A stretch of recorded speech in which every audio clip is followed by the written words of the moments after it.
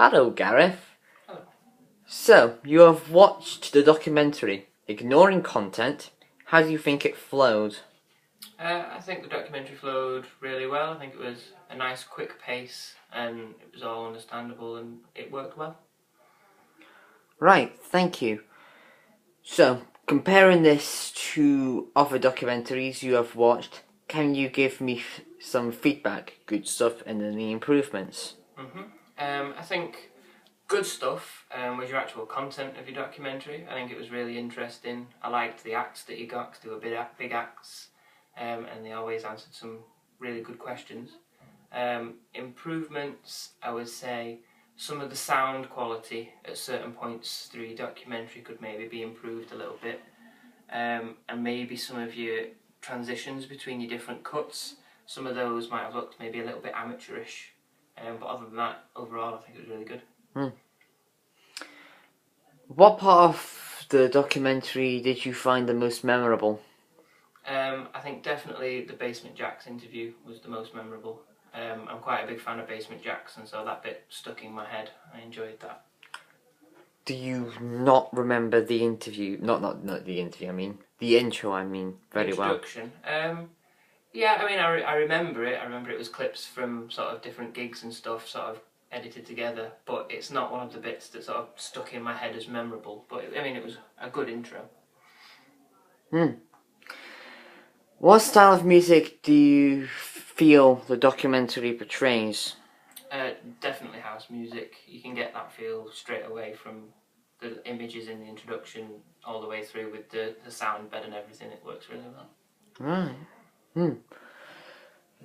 What were your impressions on watching a documentary without a voiceover? To be honest, I didn't even notice the lack of voiceover. The narrator sort of wasn't needed. I got all the information from the way that the documentary was edited. It didn't need a narrator. So you believe a voiceover would not have improved the documentary at all? I don't think so, no. I don't think it would have made that much difference. Right, thank you. How professional do you think the graphics looked, considering it done by our group? I think the graphics were really good, actually. I think probably on a scale of 1 to 10, I'd have probably given them sort of a very solid 7. I don't think you would notice that they were done by sort of students rather than people in the industry. I thought they were good. Thank you very much.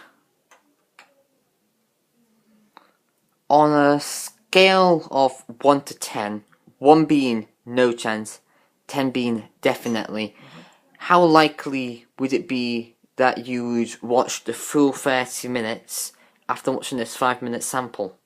I would say probably a 9, because I was really the topic of the documentary I'm really interested in, and so it'd be good to learn more. I'd quite look forward to seeing more of the interviews and learning more about the individual acts.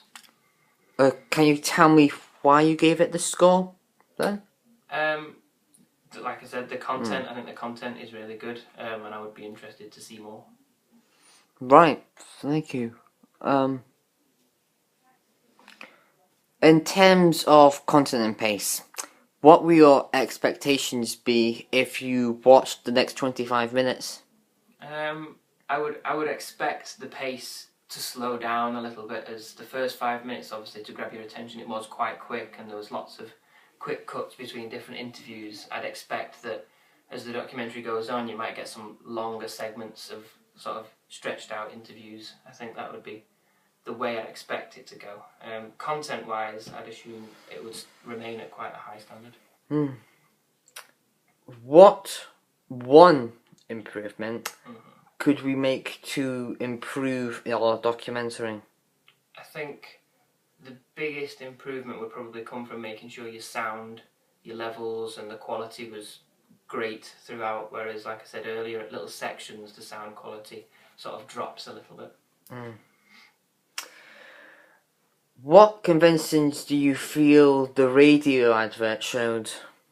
I think your radio advert was really good. Comparing it to other radio adverts, you could tell you've used sort of clips from your documentary. You've used obviously really good sort of narration through it. You said what channel it's on, what time it's on. So everything's really clear, and obviously it's quite short and snappy and fast paced, which I think is really good. So, do you think these conventions that our radio advert showed are compared to professional ones? I think so, yeah. I mean, the content and the conventions that you've used, I think, are all the same as professionals would use. Maybe the actual editing of it could be a little bit better to make it more professional, but overall, yeah, I think it's really good. Is the poster advert professional? Yes, I think so, definitely. The imagery used on it and the content and the layout and everything, I think, is really good. I think it definitely shows the same sort of style as Channel 4, and would fit in really well. So, do you think it was eye-catching? Yeah, definitely. There's a lot of bright colours on there. It stands out. So I would, if it was in a newspaper, I would definitely sort of go, "Oh, what's this?" and look. Yeah. Finally, how much has your knowledge of house music improved by watching the documentary? I think general knowledge overall, probably not so much, as I already was quite aware of the house music scene, being quite a fan. But for individual acts that you've interviewed, I think I've probably learned quite a lot, as I was unaware of a lot of them. Right. Thank you for taking your time from the documentary and for answering my questions. No problem. This is Thomas Kelly, signing out.